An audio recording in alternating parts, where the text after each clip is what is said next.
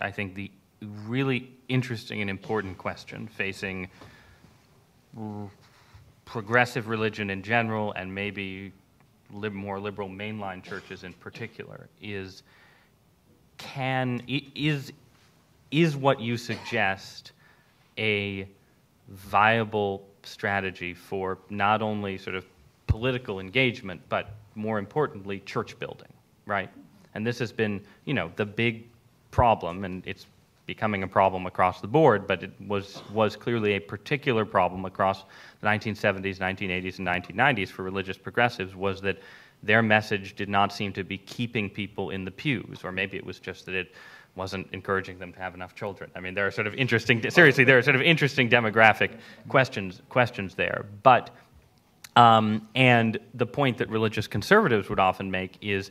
yes, if you look at sort of where young people are, where sort of post-1960s America is, you clearly do have people who are sort of seem to be turned off from religion,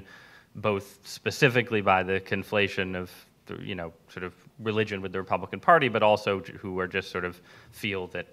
sort of religion is too conservative on social issues, out of touch with contemporary realities, and so on. But those people were not ending up in the churches that seemed to be doing outreach to them. They were ending up becoming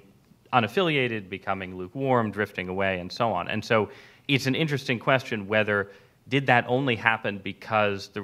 in a sense, the religious right was getting all the attention, and maybe in a different world, a world of Pope Francis talking about economic justice, a world of sort of a declining religious right, those Americans would give more liberal churches a new hearing? Or is there, and this is the view that I, in my cynical conservative pessimism, incline a little bit more towards, a sort of